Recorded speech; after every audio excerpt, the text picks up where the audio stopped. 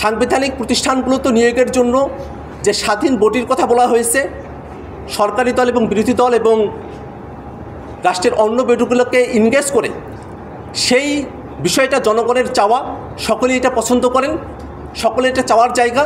সে জায়গায় বিএনপি বা তার সমমনা যে দলগুলো এই কনসেপ্টের বিপক্ষে অবস্থান নিয়েছেন। আমাদের আহ্বান থাকবে জনগণের মতামতের সঙ্গে সঙ্গতি রেখে, জনগণের চাওয়াকে শ্রদ্ধায় রেখে এবং বাংলাদেশে ভবিষ্যতে যেন রাষ্ট্র কাঠামো, রাষ্ট্রের ক্ষমতা এক ব্যক্তির কাছে সীমাবদ্ধ না থাকে, এই বিষয়টাকে নিশ্চিত করতে, গণতান্ত্রিক পরিবেশকে নিশ্চিত করতে আমরা বিএনপি এবং সমমনা দল যেগুলো আছে তারা যেন এনসিসির বিষয়ে, অর্থাৎ সাংবিধানিক এবং সংবিধিবদ্ধ প্রতিষ্ঠানগুলোতে নিয়োগ কমিটির বিষয়ে তারা যেন ইতিবাচক সিদ্ধান্ত গ্রহণ করেন, এটা আমরা তাদের কাছে আহ্বান রাখতে চাই। এনসিসি হিসেবে অবহিত করা হয়েছিল। আজকে ঐক্যমত্য কমিশনের পক্ষ থেকে জাতীয় সাংবিধানিক কাউন্সিল এনসিসি এই নামকরণকে পরিবর্তন করে সাংবিধানিক এবং সংবিধিবদ্ধ প্রতিষ্ঠানের নিয়োগ কমিটি এই আকারে নামটা প্রস্তাবনা করা হয়েছে। একই সাথে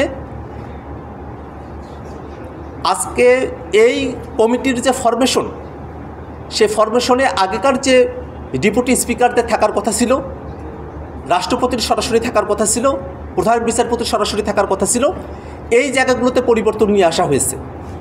ডেপুটি স্পিকাররা থাকবেন না, রাষ্ট্রপতির তরফ থেকে একজন প্রতিনিধি থাকবেন এবং প্রধান বিচারপতির মনোনীত আপিল বিভাগের একজন বিচারপতি থাকবেন। এইভাবে এটাকে অ্যারেঞ্জমেন্ট করা হয়েছে।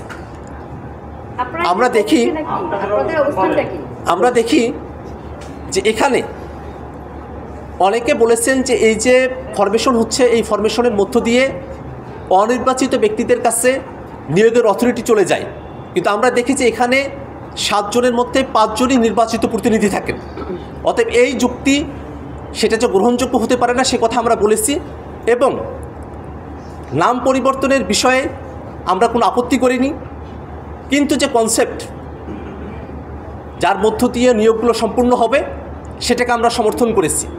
একই সাথে এই কমিটির আওতা কতদূর হবে সে বিষয়গুলো নিয়ে আজকে কোনো ঐক্যমত্য সিদ্ধান্তে পৌঁছা সম্ভব হয় নাই, কিন্তু আমরা মনে করি দুর্নীতি দমন কমিশন, নির্বাচন কমিশন এবং পাবলিক সার্ভিস কমিশন সহ অডিটের মতো যে বিষয়গুলো আছে, প্রত্যেকটা বিষয়কে এই কমিটি যেন নিয়োগ প্রদান করতে পারে সে প্রস্তাবনা আমরা রেখেছি।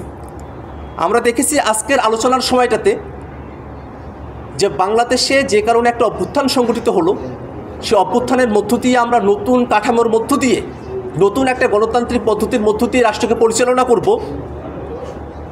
কয়েকটি দল এই মনস্তত্ত্বের সঙ্গে, জনগণের চাওয়ার সঙ্গে তাদের কোনো একাত্মতা নেই, বরং পুরনো যে ধারণাগুলো আছে সেই ধারণাগুলোর সঙ্গে তারা নিজেদেরকে আষ্টে পৃষ্ঠে জড়িয়ে রেখেছেন।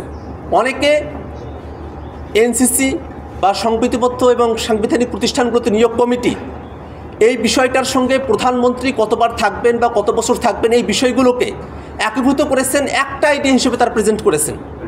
কিন্তু প্রধানমন্ত্রী কতবার থাকতে পারেন না পারেন সে বিষয়গুলো নিয়ে ঐক্যমত্য কমিশনের 3টি দল ব্যতি রেখে বাকি সব দল 2 টার্মের কথা বা 10 বছরের কথা তারা কিন্তু একমতে তারা এসেছেন।